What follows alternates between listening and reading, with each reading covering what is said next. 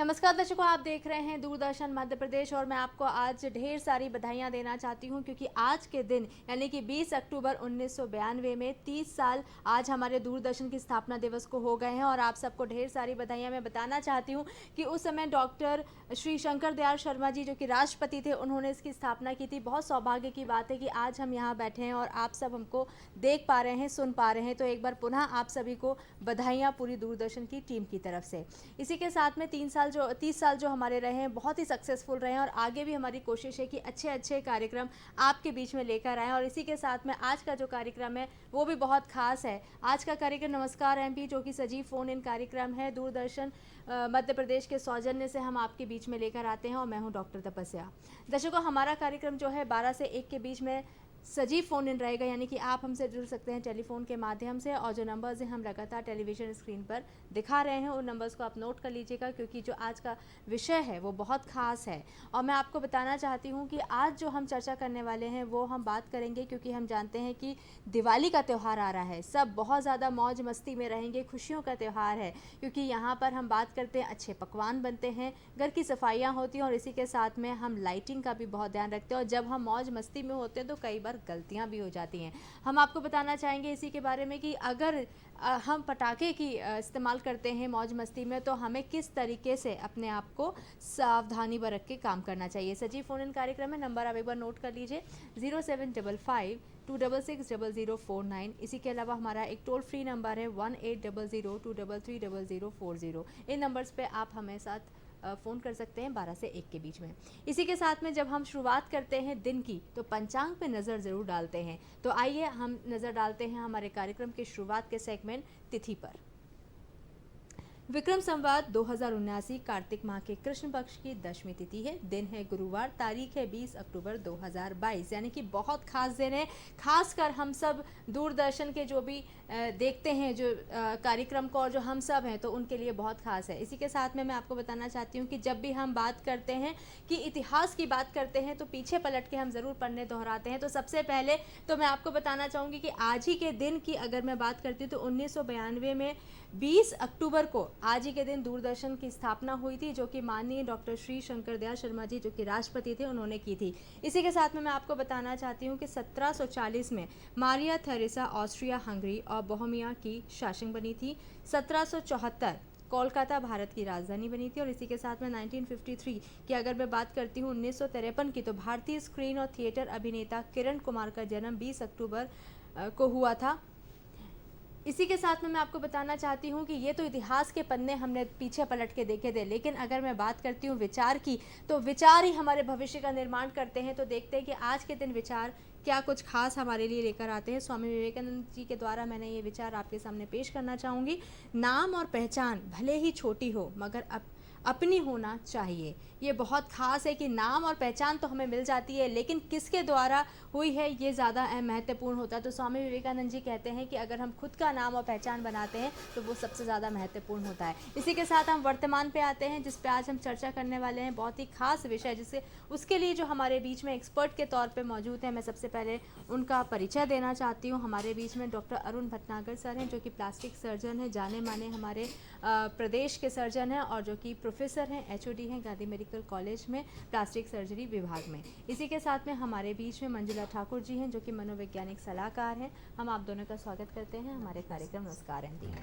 जैसे कि हमने आज का विषय जो थोड़ा सा लिया है जिसमें हम लोग दिवाली के त्यौहार की बात कर रहे हैं कि जब हम दिवाली का त्यौहार मनाते हैं तो बहुत सारी खुशियाँ लेकर आते हैं जिसमें मिठाइयों के साथ साथ हम बम फटाके भी फोड़ते हैं। लेकिन क्या हम सावधानियाँ बरतते हैं? जब हम खुशी में होते हैं तो सावधानियाँ कई बार नहीं बरतते। तो इसी पर चर्चा करने के लिए हमारे बीच में डॉक्टर अरुण भटनागर हैं जो कि बताएंगे कि अगर हम किसी भी तरीके से किसी हादसे के शिकार हो जाते हैं, जल जाते हैं, तो क्या सावधानियाँ रखनी चाहिए। और इसी के साथ में हमें बात करूँगी मंजुला जी से जिसमें कि वो मनोवैज्ञानिक सलाहकार हैं। तो वो बताएंगे कि जब हम रील्स बनाते हैं, कई बार ऐसा एक ट्रेंड हो गया है कि जब भी हम कोई फेस्टिव सीजन में होते हैं, खुशी में होते हैं, तो ज़्यादातर यंगस्टर्स जो होते हैं, युवा जो होते हैं, रील बनाने का ट्रेंड होता है अपने आप को लाइमलाइट में। तो किस तरीके से उसको हमें ध्यान में रखना चाहिए क्योंकि ये जो त्यौहार है परिवार के साथ मनाने का है। तो इसी के साथ में मैं शुरुआत करती हूँ हमारे आज के कार्यक्रम की चर्चा की। मैं डॉक्टर अरुण सर आपसे जानना चाहती हूँ, जब हम बर्न की बात करते हैं तो सबसे पहले तो आप उसकी परिभाषा ही बताइए कि बर्न का शब्द, क्योंकि एक ज़रा सा जल जाना या ज़्यादा जल जाना, आप उसको कैसे परिभाषित करेंगे?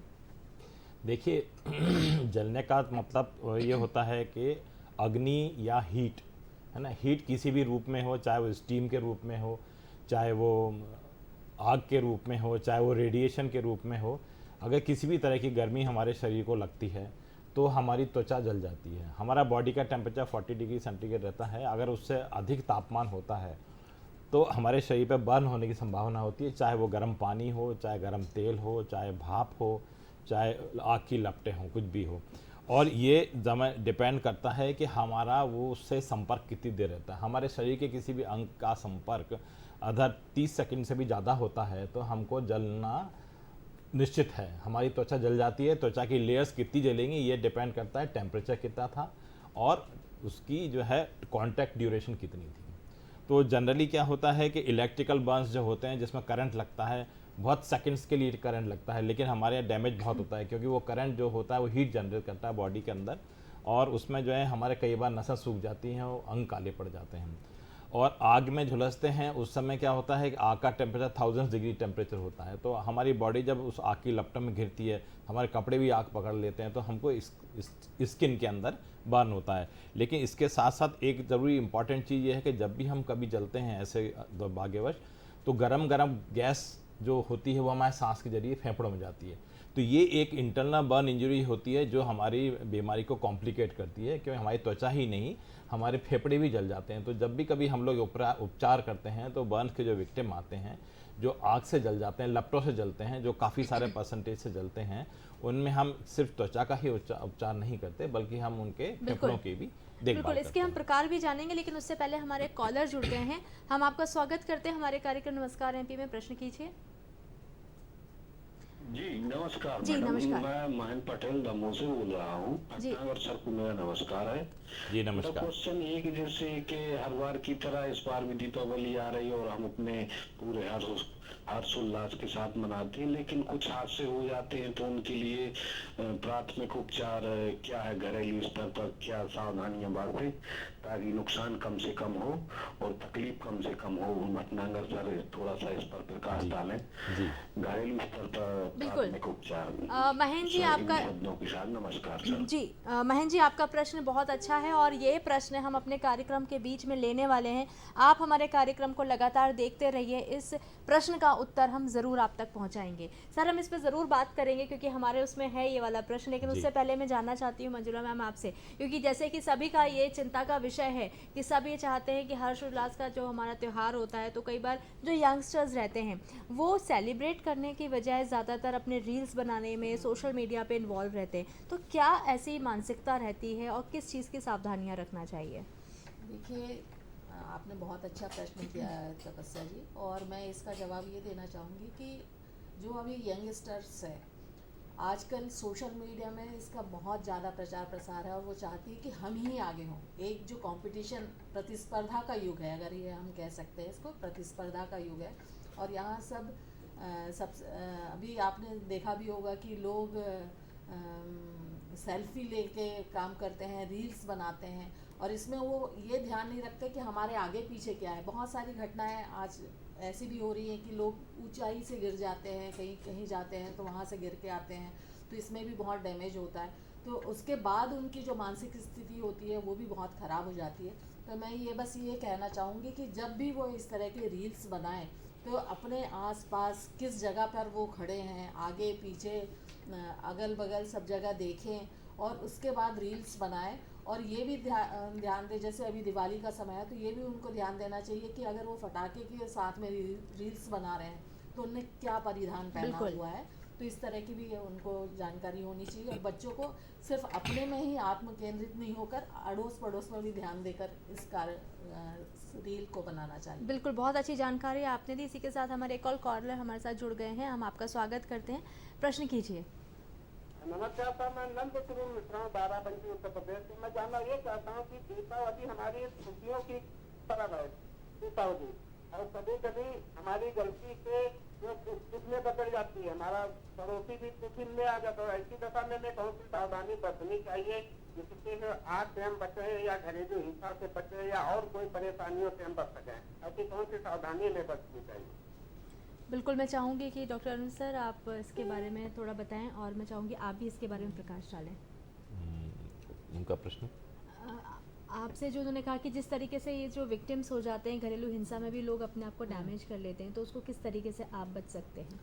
देखिए, घरेलू हिंसा के लिए तो चूँकि इसका नाम ही घरेलू है, तो ये घर से ही शुरुआत होती है। तो सबसे पहले तो इस तरह के जब हम त्यौहार मनाते हैं या किसी भी कंडीशन में हमें ये ध्यान देना चाहिए कि हम आपस में, सबसे पहले हमारा आपस में समायोजन होना चाहिए, घर परिवार के साथ में प्रेम व्यवहार होना चाहिए, सौहार्द का वातावरण होना चाहिए। और छोटी सी छोटी गलतियां, आजकल क्या होता है कि छोटी सी छोटी गलतियों को इशू बना लेते हैं, उसको अहंकार में ले लेते हैं, चाहे वो बच्चे हों, माँ बाप हों, पेरेंट्स हों, अड़ोसी पड़ोसी हों, कि हम जो कह रहे हैं वही सही है। तो स्वीकारोक्ति की भावना होनी चाहिए उनमें कि सामने वाला क्या प्रश्न कर रहा है या क्या हमसे चाह रहा है, तो उसको हम जानने समझने की कोशिश करें और फिर उसके बाद हम उसका समाधान ढूंढें। हर चीज़ का समाधान होता है और घरेलू हिंसा तभी होती है जब हमारी आपस में होड़ हो जाती है कि हम ही सही हैं और हमारे अलावा कोई सही नहीं है। तो हम इस चीज़ को भी ध्यान रखें और जब ये होड़ नहीं रहेगी, परिवार में प्रेम रहेगा, तो इस तरह का मुझे नहीं लगता कि घरेलू हिंसा की संभावना होगी।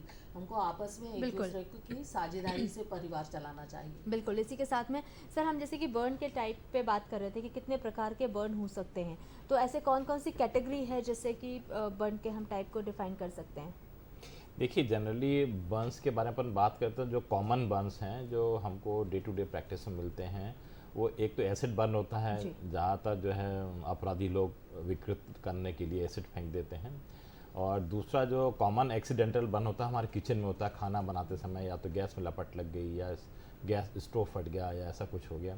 और तीसरा बर्न जो कॉमनली अपन देखते हैं कि इलेक्ट्रिशियन हैं जो लाइन पे काम कर रहे हैं, कभी शॉर्ट सर्किट हो गया, स्पार्किंग हुई तो करंट लग जाता है। ये 3 कॉमन तरीके से बर्न होते हैं। और चौथा जो जैसा मिस ठाकुर ने बताया कि साइकोलॉजिकली घरेलू हिंसा, उसमें क्या होता है कि स्त्री पुरुष में है या माँ बेटे में या बेटे बेटी में है या पति पत्नी में कभी मनमुटाव हो जाता है या घर में सास बहू हैं, सब कंबाइंड फैमिली रहती है। तो जब उन्हें मनमुटाव होता है तो एक दूसरे को पे हिंसा करना चाहते हैं। तो कई बार पुरुष जो है वो महिलाओं पे मिट्टी का तेल छिड़क के आग लगा देते हैं, कमरा बंद करके आग लगा देते हैं, या कुछ महिलाएं गुस्से के कारण नर्वस होती हैं, डिप्रेशन में होती हैं और वो जो है अपना तेल डाल के अपने ऊपर आग लगा लेती हैं। तो ये जो इस तरीके से बर्न्स आते हैं, तो generally flame burn, chemical burn, जो जी। एसिड बर्न है, इलेक्ट्रिक बर्न, यही 3 कॉमन बर्न है। बहुत रेयर बर्न पहले जो होते थे वो रेडिएशन के कारण होते थे।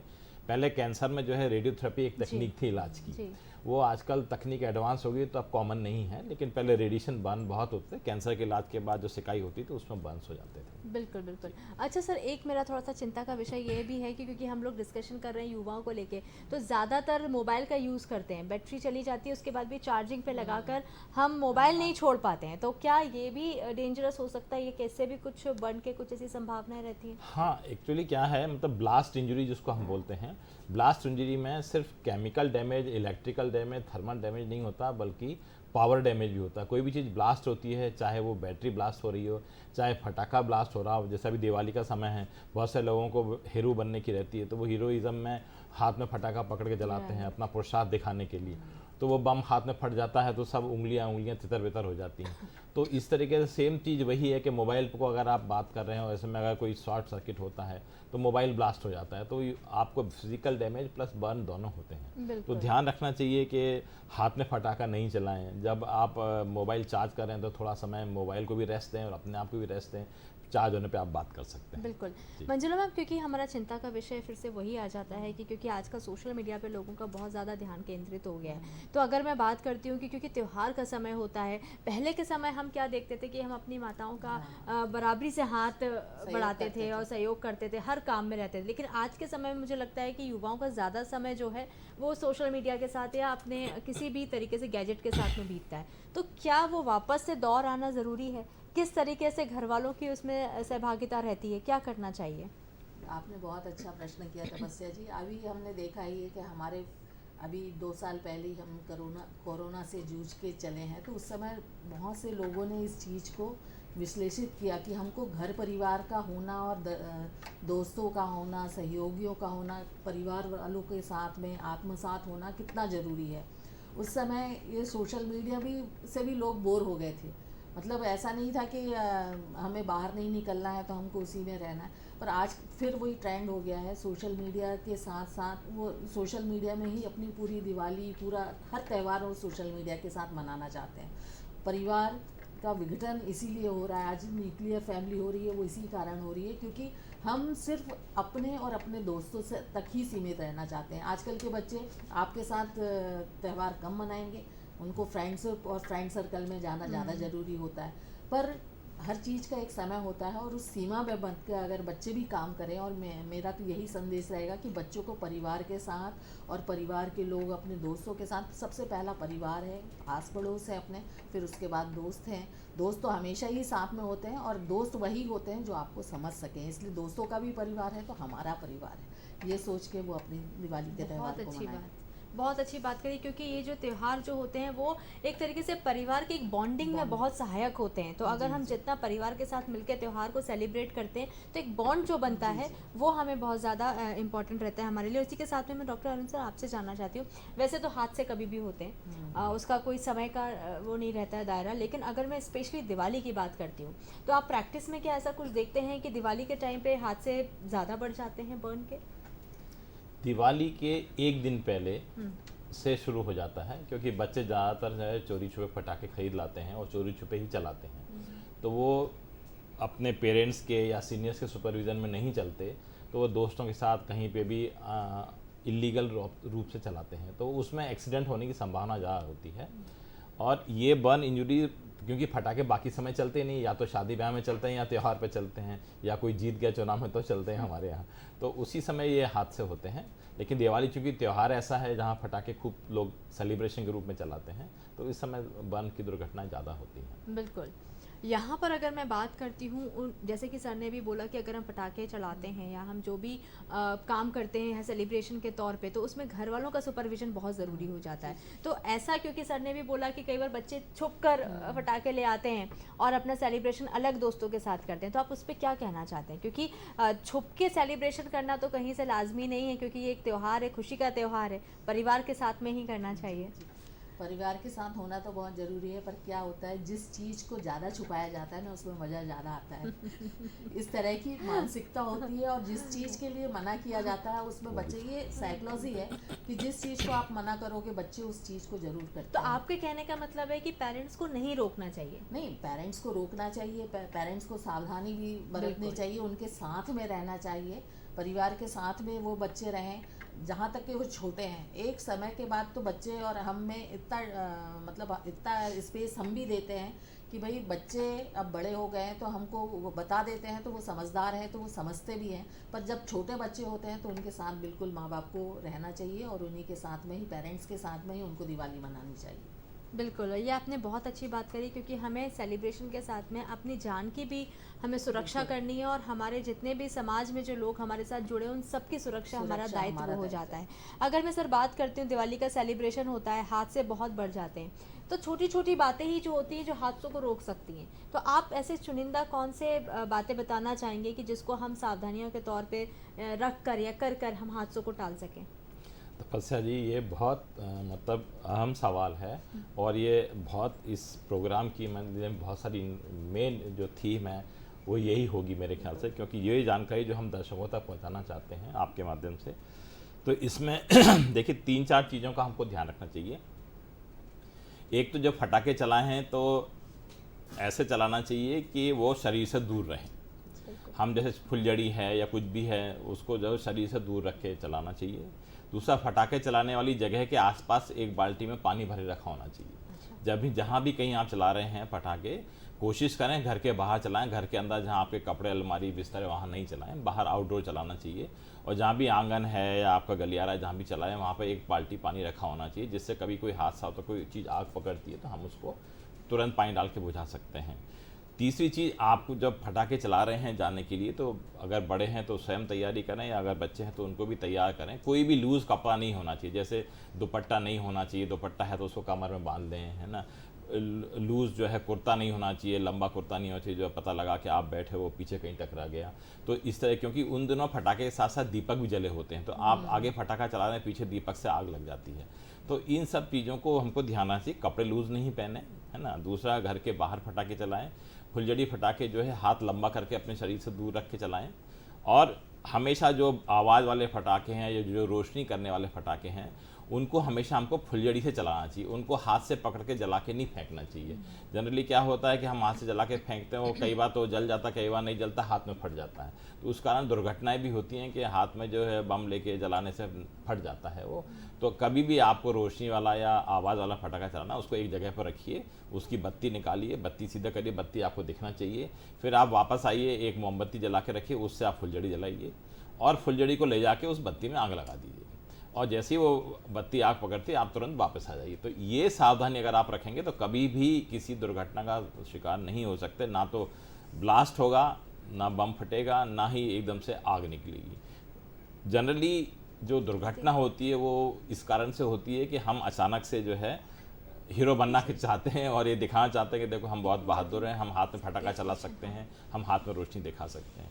तो ये सावधानी अगर आप रखेंगे तो दुर्घटना से बच सकते हैं। बिल्कुल, बहुत अच्छी जानकारी आपने यहाँ पर दी। लेकिन यहाँ पर जैसे कि मंजुला मैडम यहाँ पे एक मनोवैज्ञानिक सलाहकार के तौर पर हैं, तो हम सब जानते हैं कि त्यौहार ऐसा है जिसमें हम सब अच्छे नए कपड़े पहनना चाहते हैं। खासकर अगर मैं बात करूँ, जो गर्ल्स होती हैं, खासकर यंग गर्ल्स होती हैं, उनको बहुत अच्छे ड्रेसेस, लहंगे या बहुत लॉन्ग ड्रेसेस पहनने का बहुत शौक होता है और नेचुरली पहनना भी चाहिए।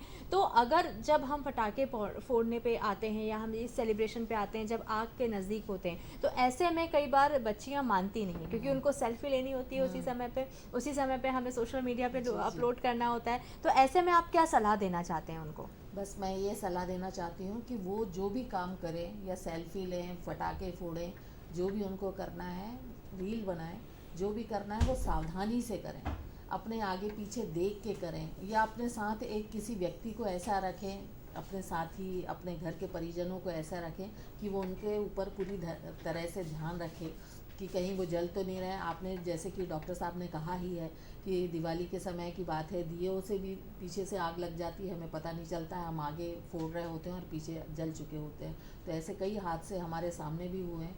तो हम ये चाहते हैं कि बच्चे पूरी आग से बचें और दीपक और ब्लास्ट जो भी पोजीशन होती है उसका पूरा ख्याल रखें और अच्छे से दिवाली मनाएं। बिल्कुल, मैं आखिर में मैसेज चाहूँगी कि आप हमारे तमाम दर्शकों को हमारे दूरदर्शन के माध्यम से क्या मैसेज देना चाहते हो? आज का दिन भी बहुत खास है, 30 साल हो गए हैं दूरदर्शन को स्थापित हुए। आप क्या बताना चाहेंगे? सबसे पहले तो मैं दूरदर्शन पूरे प्रभाग को, पूरे भारत के जो दूरदर्शन प्रभाग है उसको मैं बहुत शुभकामनाएं देना चाहती हूँ। आप लोग दिनों दिन उत्तरोत्तर तरक्की करें और बहुत अच्छे मैसेज हमारे युवा के लिए, हमारे देशवासियों के लिए आप रखें। और साथ में दिवाली का समय है तो मैं ये कहना चाहती हूँ कि जो भी कार्य करें अपने परिवार को लेके करें, फटाके भी फोड़ें तो छुप के ना फोड़ें और सलाह लेके करें, सावधानी बरतें। जो डॉक्टर साहब ने अभी आप लोगों को सावधानी बताई है वो सावधानी का पूरा ख्याल रखें और सेल्फी लें, मीडिया पे जाएं, लाइव आएँ, रील बनाएं, पर हर चीज़ की एक सीमा हो और अपने साथ ऐसे लोगों को बिल्कुल रखें जिससे दुर्घटना की संभावना ना हो, क्योंकि ये दिवाली का त्यौहार है और हम चाहते हैं कि पूरा देश इसको हंसी खुशी से। बिल्कुल, हमारे बीच में मंजुला ठाकुर जी, मनोवैज्ञानिक सलाहकार, आप समय निकाल के यहाँ पर है उसके लिए बहुत बहुत धन्यवाद।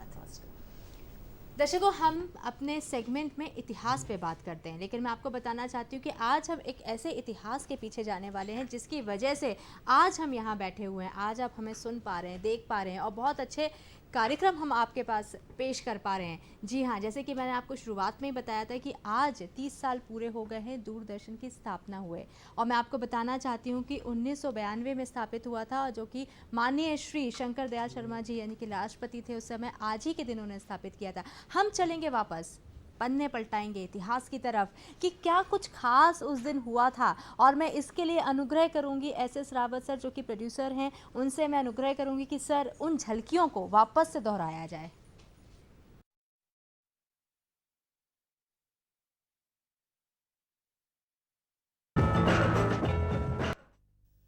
बीस अक्टूबर 1992 को मध्य प्रदेश की राजधानी भोपाल में देश के 22वें कार्यक्रम निर्माण केंद्र की विधिवत शुरुआत हुई। तत्कालीन राष्ट्रपति डॉक्टर शंकर दयाल शर्मा ने इसका शुभारंभ किया। ट्रांसमीटर की प्रसारण क्षमता 10 किलोवाट थी। ये मध्य प्रदेश संस्कृति का खजाना, साहित्य, स्थापत्य, संगीत तथा चित्रकला आदि क्षेत्रों में मध्य प्रदेश आज ही नहीं बल्कि शताब्दियों से हमारे देश के सामने अनेक गौरवमयी उपलब्धियां प्रस्तुत करता रहा है। यहाँ करुणा का संदेश देने वाला सांची का स्तूप है। हमारे देश के पदार्थ विज्ञान के क्षेत्र में आश्चर्यजनक वैज्ञानिक उपलब्धियों को प्रस्तुत करने वाला हेलियोडोरस का लौह स्तंभ है। आध्यात्मिकता और भौतिकता का समन्वय करने वाला खजुराहो का विशाल मंदिर है। कभी न मिटने वाले रंगों से सजी भीमबेटका एवं बाघ की विश्व प्रसिद्ध गुफाएं हैं। उदयगिरी की भव्य प्रतिमाएं हैं और वो प्रतिमाएं हमेशा के लिए संदेश देती हैं। साहित्य और कला के शास्त्रीय रूप के साथ ही साथ इस प्रदेश की लोक संस्कृति भी बहुत ही समृद्ध वेदवर्णी है। इस एक ही प्रदेश में बुंदेली, बघेली, मालवी, निमाड़ी और छत्तीसगढ़ी जैसी समृद्ध बोलियां बोली जाती हैं और जिनका अपना साहित्य भी है और अब भी रचना हो रही है इनमें साहित्य की। यहाँ उर्दू तो यहाँ एक घर ही मैं कहूँ तो कोई वैसी बात नहीं होगी। गालिब का दीवान जो हमारे भोपाल में मिला वो पूरे देश में उनकी गज़लियात में उसने इजाफा किया और वह सबसे माना जाता है। और इकबाल तो यहाँ रहे, जिगर ने यहाँ रहे और भूषण और छत्रसाल के वीर से भरा साहित्य भी इसी प्रदेश की धरती पर रचा गया है। मैंने इस बातों का कुछ विस्तार से इसलिए चर्चा की कि मैं समझता हूँ ये जो दूरदर्शन केंद्र शुरू होने जा रहा है उसके लिए सब आदर्श स्थितियां हैं जो मुझे विश्वास है कि आपके कार्यक्रमों के लिए सहायक सिद्ध होंगी।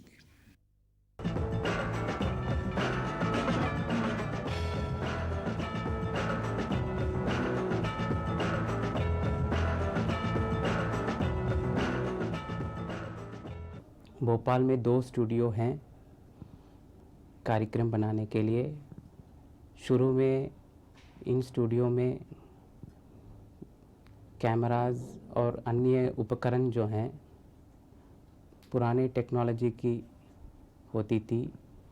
आजकल इनकी टेक्नोलॉजी को और बेहतर कर डिजिटल की टेक्नोलॉजी के माध्यम से जो भी आज की लेटेस्ट उपकरण हैं, कैमरा, स्विचर और इस तरह की इन इक्विपमेंट की सुविधाओं के साथ दूरदर्शन भोपाल अभी अपना कार्यक्रम बना रहा है और सारे मध्य प्रदेश में दूरदर्शन की भोपाल के कार्यक्रम की पहुंच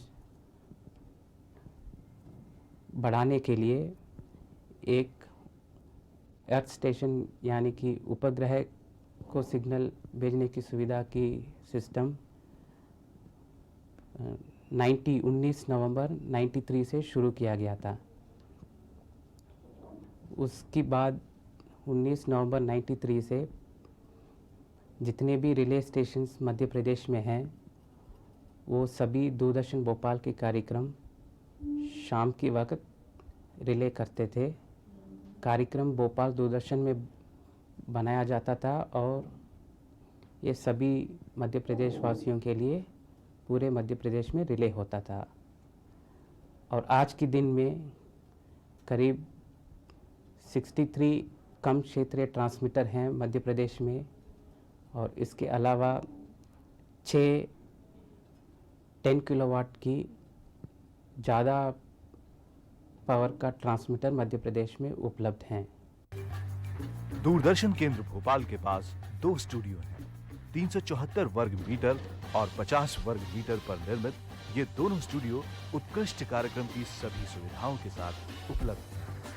DD1 तथा DD2 के लिए 10-10 किलोवाट के 2 ट्रांसमीटर, एक भू उपग्रह केंद्र और स्थल छायांकन के सीधे प्रसारण के लिए एक ओबी वैन केंद्र के पास है। मध्य प्रदेश के दूर दराज क्षेत्रों में छायांकन के लिए बीटा कैमकोडर तथा DVC प्रो कैमकोडर हमेशा तैयार रखे जाते हैं। भोपाल के अलावा इंदौर और ग्वालियर में भी कार्यक्रम निर्माण के लिए स्टूडियो मौजूद हैं। राज्य के विभिन्न नगरों में 10 उच्च शक्ति ट्रांसमीटर, 63 अल्प शक्ति ट्रांसमीटर और 5 अत्यंत अल्प शक्ति ट्रांसमीटर काम कर रहे हैं, जिनके माध्यम से कार्यक्रमों का प्रसारण किया जाता है।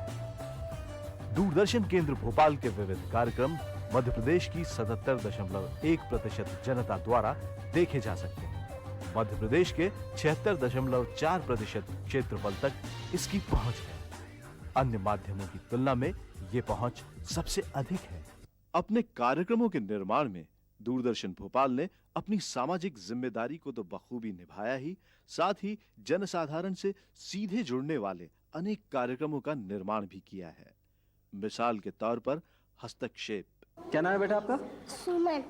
सुमन, आप यहाँ पढ़ती हैं? क्या पढ़ती हैं? अनार का, आम का, इमली का, ईख का, उल्लू का, ऊन का, लड़ी का, हिना का, ओखली का, औरत का, अंगूर का। आपने अपना घर देखा है? नहीं देखा? कहाँ है आपका घर, मालूम है आपको? नहीं मालूम? समाज के उस पार जेल में कैद बंदियों की व्यथा कहता काल कोठरी हमारे सामाजिक सरोकार की कहानी खुद कहता है।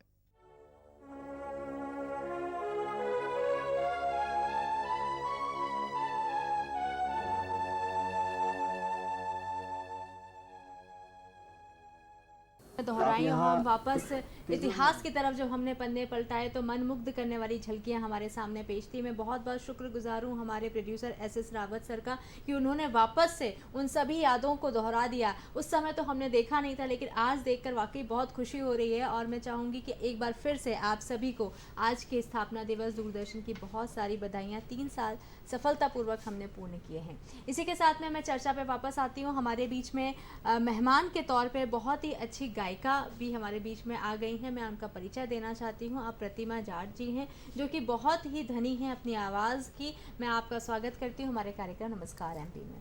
मैम, मैं आपसे बातचीत ज़रूर करूँगी, लेकिन उससे पहले मैं डॉक्टर अरुण सर से एक प्रश्न और करना चाहती हूँ, क्योंकि हमारा आज का जो विषय है जिस पर हम लोग चर्चा कर रहे हैं कि किस तरीके से जब हम दिवाली सेलिब्रेट करते हैं तो खुद का हमें ध्यान और समाज का ध्यान कैसे रखना हो सकता है, क्योंकि कई सारी आपदाएं आ जाती हैं इस बीच में। मैं यहाँ पे जानना चाहती हूँ, जैसे कि सर आपने पहले बताया था किन चीज़ों का ध्यान रखना है। अगर मैं प्राथमिक उपचार की बात करती हूँ, हादसे तो हो जाते हैं, कई बार जाने अनजाने में हो जाते हैं, तो कई बार हम घरेलू चीज़ों पे ध्यान देते हैं, कई बार लोग कंबल उड़ा देते हैं, कई बार दूध डाल देते हैं, कई बार टूथपेस्ट लगा देते हैं। तो क्या ये सब चीज़ें सही हैं, और अगर नहीं है तो किन चीज़ों पे हमें ध्यान देना चाहिए? बहुत अच्छा सवाल है। फिर से पब्लिक इंटरेस्ट में आपने बहुत अच्छा सवाल पूछा है। दुर्घटना होती हैं, हमको दुर्घटना से कैसे बचना है, एक तो हमने पहले ये जाना, और अगर हो जाती है तो हम उससे कैसे जो है निपटना चाहिए। तो प्राथमिक उपचार के रूप में, जैसे मान लो आप अगर आग लग जाती है, तो जैसा कि पब्लिक प्लेस में आग लगती है तो लोग दरवाजे खोल के बाहर निकलते हैं, ठीक है ना। तो उसमें आपको कोशिश करना चाहिए किसी धुएं भरी जगह में कैद ना हो जाए, क्योंकि धुएं भरी जगह में अगर आप कैद हो जाते हैं, रुक जाते हैं, तो उसमें कार्बन मोनोऑक्साइड पॉइजनिंग होने का रिस्क रहता है। आप गैसेस अंदर इनहेल करते हैं। तो वही बात जो मैंने पहले कही थी फिर दोहराऊंगा कि गरम गरम गैसेस अंदर जाती हैं, कार्बन मोनोऑक्साइड गैस अंदर जाती है, तो उससे हमको जो है सफोकेशन, दम घुटने वाली चीज़ होती है। आप जब भी कभी आग ऐसे लग रही हो, अगर आप नहीं निकल पा रहे हैं तो आप साइड में दीवार के एक सहारे लेट जाएं। लेटने से क्या होगा, आप गैस सूंघने से बच जाएंगे, क्योंकि कार्बन डाइऑक्साइड गैस जो हल्की होती है और वो ऊपरी हिस्से में रहती है कमरे के। तो आप लेट जाएं, उससे क्या होगा कि आप बच सकते हैं, है ना। तो और जैसे ही आपको लगता है कहीं रास्ता दिखता है, रोशनी आती दिखेगी, वो आपको रास्ते की तरफ ले जाएगी और आप उस रास्ते से निकल सकते हैं, पहली चीज़। दूसरी, अगर मान लो आग लग गई है, आप जल गए हैं, तो कोशिश करें उस पर जो है पानी डालें। कंबल या रजाई डालने से आग जो बुझती नहीं है, जनरली क्या होता है कि उससे अंदर की गर्मी अंदर रह जाती है और बर्न ज़्यादा हो जाता है। तो बेहतर है कि अगर आपको कपड़ों में आग लग गई है और आप दौड़े नहीं, घबरा के दौड़े नहीं, आप ज़मीन पे लेट जाएं और रोल होंगे तो रोल होने से आग बुझ जाएगी, क्योंकि आप दौड़ेंगे तो अधिक से अधिक ऑक्सीजन मिलेगी और आग लगती जाएगी। तो हमको ऑक्सीजन से बचना है। तो आप अगर ज़मीन पे रोल हो जाएंगे तो आग अपने आप बुझ जाती है। ऐसे गोल गोल गोल गोल घूम जाइए उसको, तो उससे आग बुझ जाती है। तीसरी चीज़, अगर आप डोमेस्टिक बर्न है, घर में जल गए हैं, किचन में जल गए हैं, तो नियरेस्ट पानी एक सबसे अच्छी फर्स्ट एड है। आपको जहाँ भी कहीं भी नज़दीक पानी मिलता है, पानी में अपने हिस्से को डुबो दीजिए, या आप रनिंग वाटर अगर मिल जाता है, किसी को बोलिए मग्गे से पानी डालेंगे, है ना, या आप नल के नीचे हाथ डाल दें, तो उससे क्या होता है, जो आपके आग का हिस्सा जल गया है तो वो धीरे धीरे उससे पानी के सहारे उसका असर कम होता है। तो शरीर के कांटेक्ट में जो हीट आ गई वो पानी से डाइल्यूट हो जाती है और हमारे जले का असर जो है कम होता है। तो या तो आप पानी में अपना हाथ डुबो दें या पानी डल के नीचे हाथ को लगाएं। बिल्कुल, हम और अधिक जानकारी इस पे ज़रूर लेंगे, लेकिन उससे पहले हमारे कॉलर जुड़ गए हैं। आपका हम स्वागत करते हैं हमारे कार्यक्रम में। प्रश्न कीजिए। मैं डॉक्टर प्रदीप साहब बोल रहा हूँ मैडम, भोपाल से। जी नमस्कार। मेरी आवाज़ सुनाई देती है? हाँ जी बिल्कुल, आपकी आवाज़ आ रही है, प्रश्न कीजिए। सबसे पहले तो डॉक्टर तपस्या, आपको और आपकी पूरी टीम को भोपाल दूरदर्शन के 3 दशक पूर्ण होने पर बहुत बहुत बधाई हो आपको। आपको भी थैंक यू। और हम भोपाल दूरदर्शन के उज्जवल भविष्य की कामना करते हैं जी। मेरा प्रश्न डॉक्टर अरुण भट्टागर से, एक्चुअली में फर्स्ट एड के रूप में जानना चाहता। डॉक्टर नमस्कार। नमस्कार। मेरा प्रश्न मैं फर्स्ट एड के रूप में ही जानना चाहता था, लेकिन अब थोड़ा सा मोल्ड करता हूँ अपने प्रश्न को। मैं ये जानना चाहता हूँ कि जनरली फायर बर्न या फ्लेम बर्न जो होता है, और दूसरा क्रेकर बर्न होता है और इलेक्ट्रिक बर्न होता है जी। तो फायर बर्न या हीट बर्न जो होता है और इलेक्ट्रिक बर्न, ये सामान्यतः 365 दिन में कभी भी हो सकता है। तो ये it is a very common burn, है ना, ये कॉमन होता है। और ये जो क्रेकर वाला होता है, ये कोई राजनीतिक सफलता मिलती है या कोई स्पेशल ओकेजन होता है उस टाइम देखने को मिलता है, या कोई फेस्टिवल होता है जी। तो इस तरह देखने को मिलता है। तो प्लीज मुझे ये बताइए, तीनों में से कौन सा सबसे ज्यादा हार्मफुल या डेंजरस होता है? जी ठीक है ना। और आपने फर्स्ट एड के रूप में आपने अभी कुछ बता ही दिया है जो मैं पूछना चाहता था जी। मैं एक चीज और पूछना चाहता हूँ कि घर में अपन को ऐसा कौन सा मेडिकेशन के रूप में या एक्सटर्नल एप्लीकेशन के रूप में अरेंजमेंट रखना चाहिए जो तुरंत अपन जले हुए बंदे के ऊपर या व्यक्ति के ऊपर अप्लाई कर? जी बिल्कुल बहुत अच्छी बात इन्होंने पूछी। बहुत अच्छे सवाल हैं आपके। आपको बहुत बहुत बधाई कि आपने इतने इंटरेस्ट से ये सवालों को पूछा है। इससे आम जनता का बहुत भला होने वाला है। तो एक एक करके मैं आपके सवालों का जवाब देता हूँ। जो तीनों बर्न होते हैं, फ्लेम बर्न है और इलेक्ट्रिकल बर्न है और फायर क्रैकर बर्न है, इसमें सबसे खतरनाक इलेक्ट्रिकल बर्न होता है जो हाई टेंशन वाला होता है। आजकल क्या है, बहुत सारे घर बन रहे हैं, बहुमंजिला इमारतें बनती हैं और खंबे की ऊंचाई जो है ज़्यादा नहीं होती है।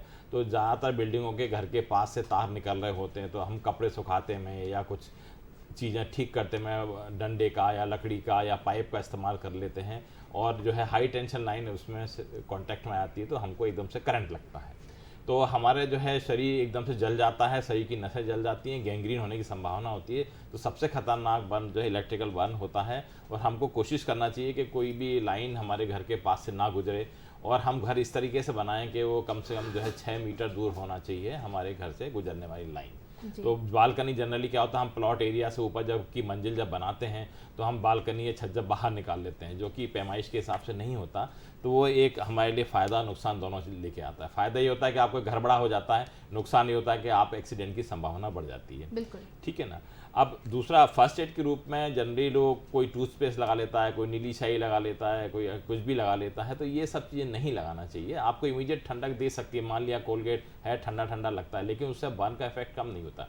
सबसे अच्छी फर्स्ट एड होती है पानी। इमीडिएटली आप पानी के नीचे हाथ डाल दीजिए, बाल्टी में डाल के हाथ हिलाइए या नल के नीचे डाल दीजिए। उससे बर्निंग भी कम होती है, जले का इफेक्ट भी कम होता है, क्योंकि रनिंग वाटर जो होता है वो जले की गर्मी को ले जाता है।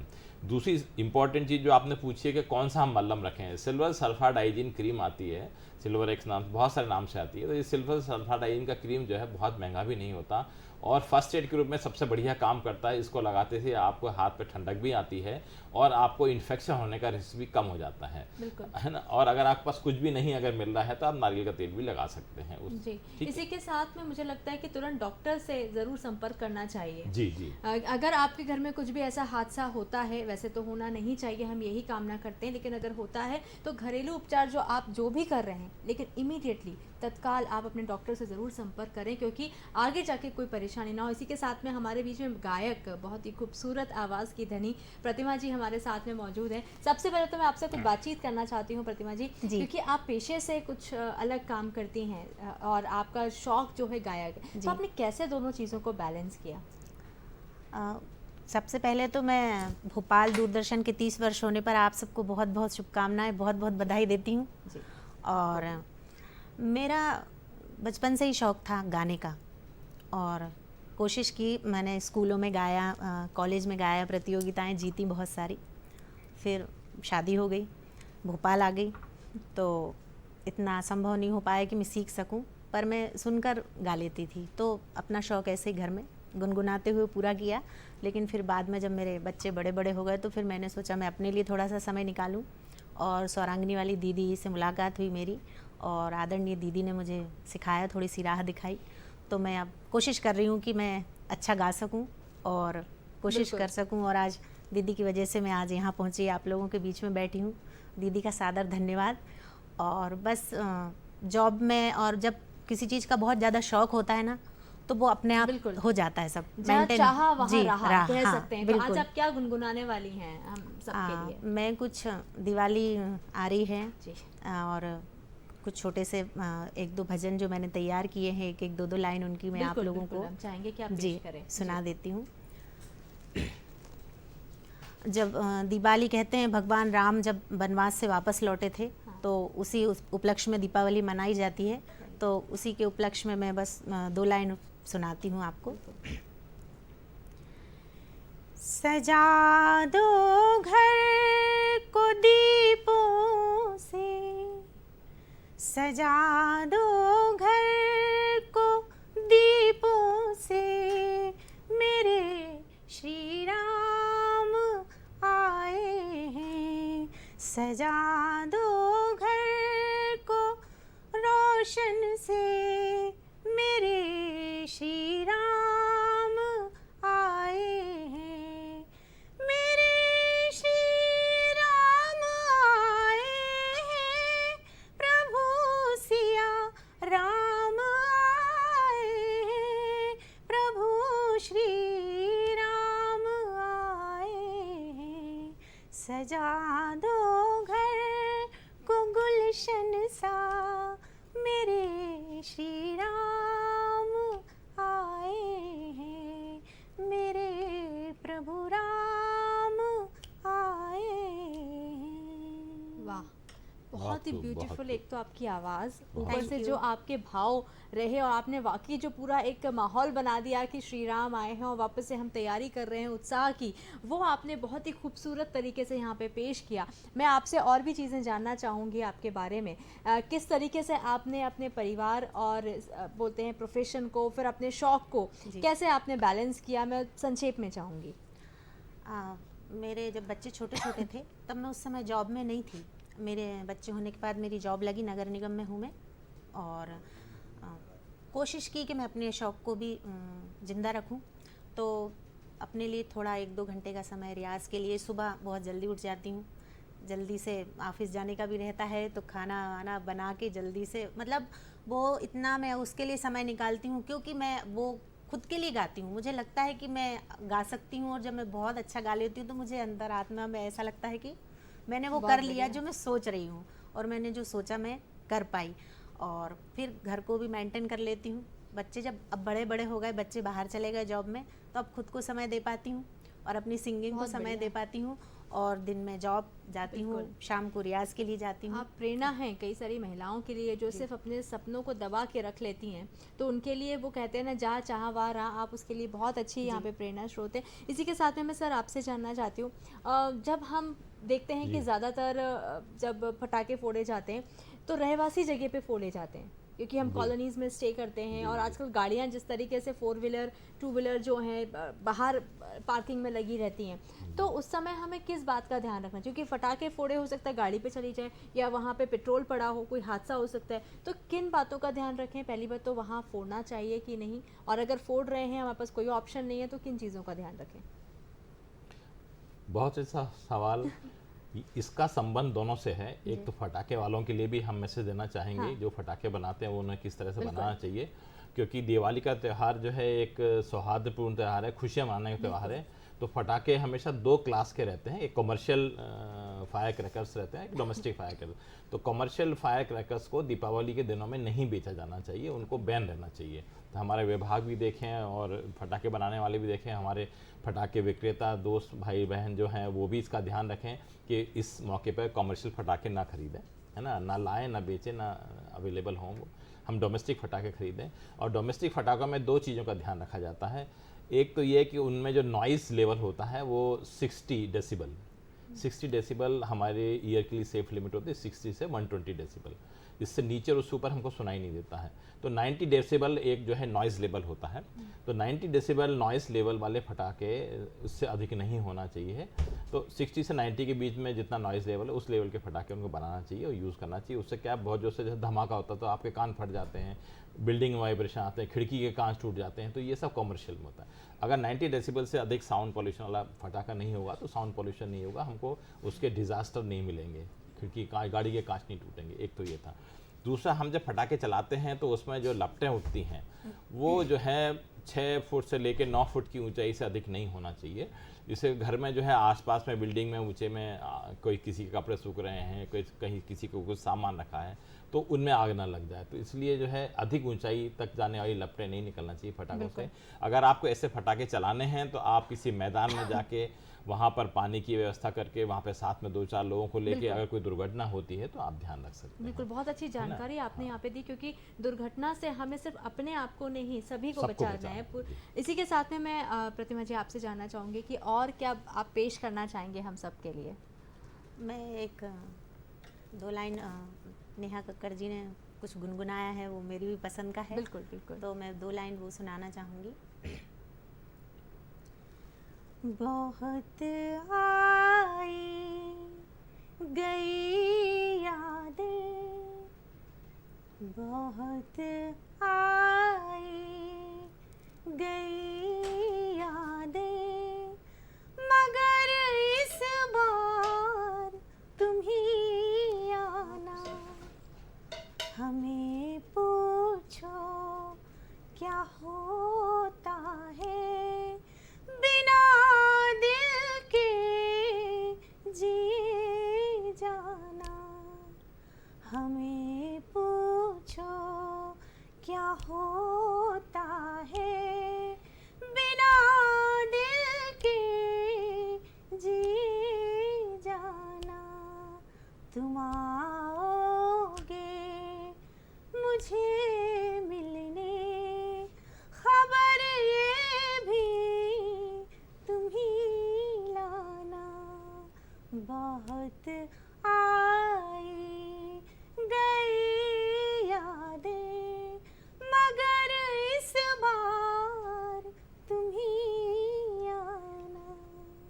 वाह, बहुत खूब, बहुत सुंदर, खूबसूरत आवाज़। बहुत सुंदर। मतलब मुझे लग रहा है कि इस समय जो दर्शक हमें सुन रहे होंगे वो बिल्कुल बैठे होंगे कि बस अब आप और क्या क्या सुनाने वाले हैं, और हम आपसे बिल्कुल सुनेंगे। एक और मैं आपसे चाहूँगी कि आप हमारे दर्शकों के लिए पेश करें। उससे पहले मैं आपसे सर जानना चाहूँगी कि जब ऐसा कुछ हादसा होता है तो उपचार संभव के लिए, क्योंकि कई बार ऐसा होता है कि लोगों को लगता है कि डॉक्टर्स अवेलेबल नहीं होंगे, फेस्टिवल टाइम होता है, फेस्टिवल डे होता है, तो कहाँ पे इमीडिएटली उनको संपर्क करना चाहिए? देखिए, प्राथमिक स्वास्थ्य केंद्र या कोई भी क्लिनिक जो आपके गली मोहल्ले में है, या आपके जो फैमिली फिजिशियन है, आप उनको इमीडिएटली कॉल कर सकते हैं। और अगर क्योंकि दिवाली का मौका होता है, कई बार दुकानें नहीं खुली होती हैं, शॉप नहीं खुली होते हैं, गवर्नमेंट हॉस्पिटल तो खुले ही होते हैं। तो अगर आपको ज़्यादा बर्न रहेगा तो इमीडिएटली आप नियरेस्ट गवर्नमेंट हॉस्पिटल में जाइए। हमारा मेडिकल कॉलेज का कैजुअलिटी 24 घंटे 12 महीने चलता है, तो you can rush through that place. वहाँ पर आपको सभी सुविधाएं मिलती है। इमीडिएटली आपको पेन किलर है, एंटीबायोटिक्स है, क्रीम है, ये सब मिलता है। इमीडिएट ट्रीटमेंट तो मिल ही जाएगा। मिलता है।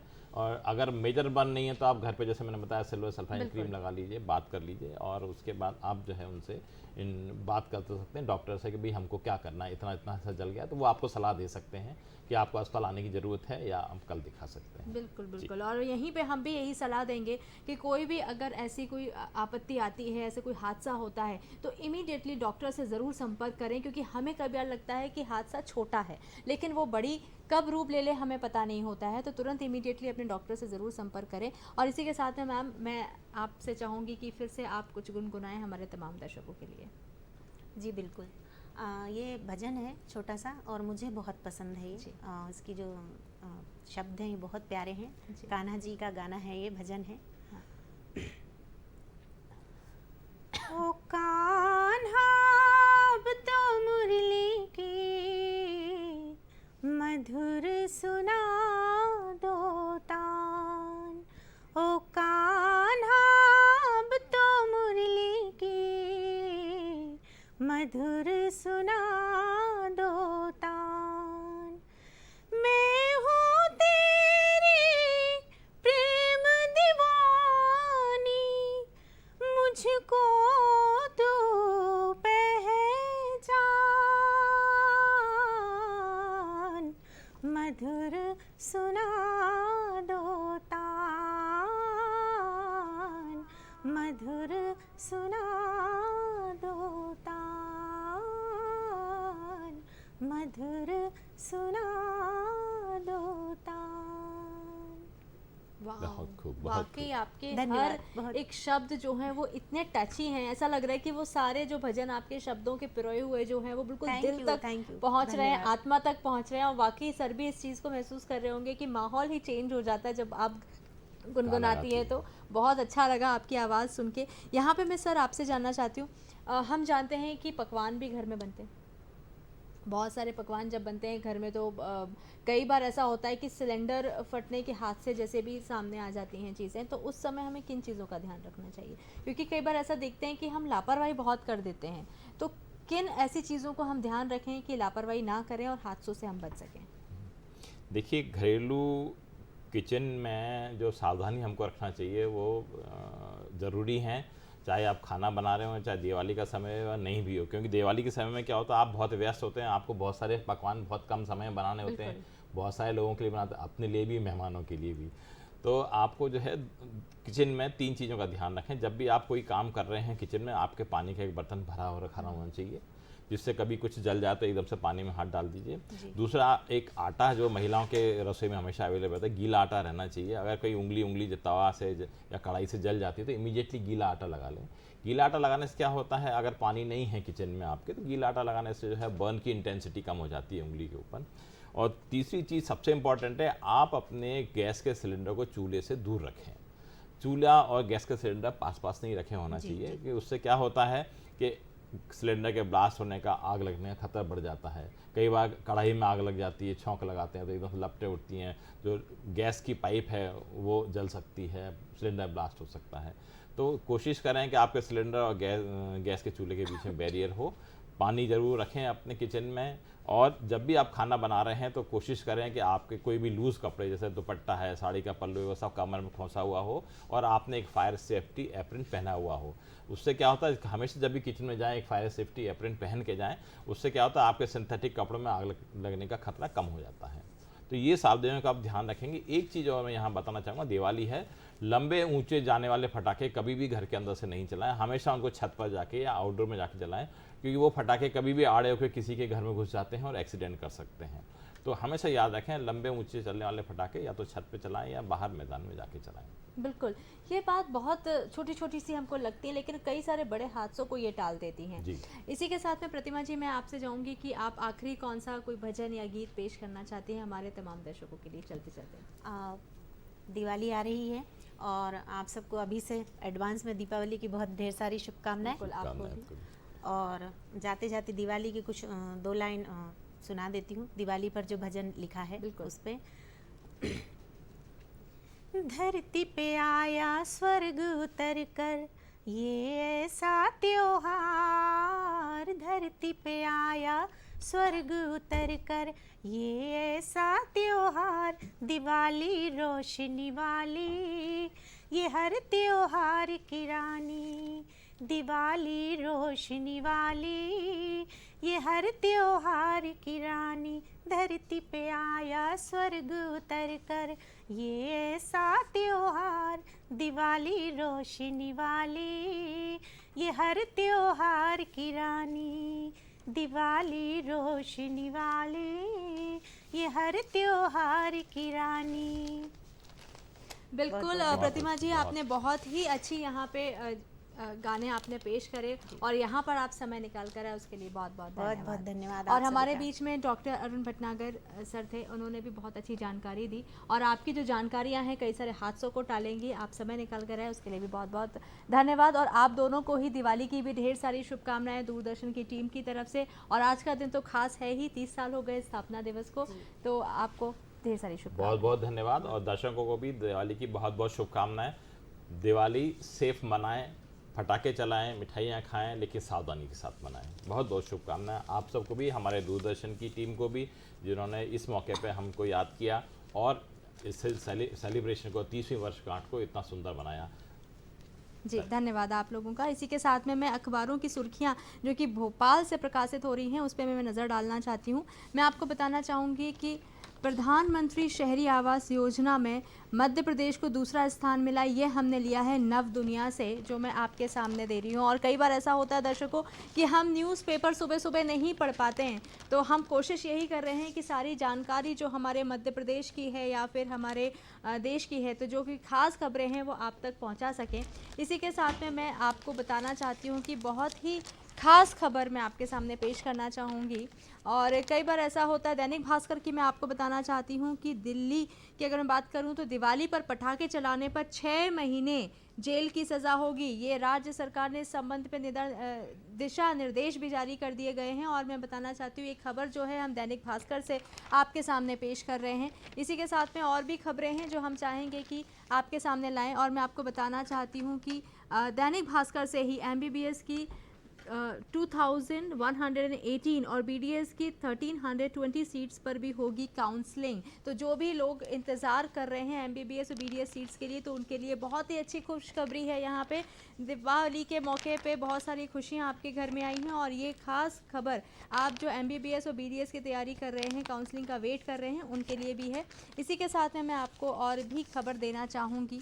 मैं आपको बताना चाहती हूँ एक और ख़ास खबर जो कि अभिव्यक्ति से हमने ली है। ये एक खास खबर, क्या मैं आपको एक इन्फॉर्मेशन दे रही हूँ। यहाँ पे ओवरवेट की अगर बात की जाए तो फिजिकली एक्टिव नहीं है तो ब्रेस्ट कैंसर का खतरा ज़्यादा हो सकता है दर्शकों। तो कुछ बचाव दिए गए हैं, खासकर अभिव्यक्ति न्यूज़पेपर ने, वो आपके साथ में साझा करना चाहती हूँ कि वज़न पर निगाह रखिए, ओवरवेट होने से बचिए, पहला। दूसरा है कि फिजिकली एक्टिव रहें, हफ्ते में 3 घंटे व्यायाम करें।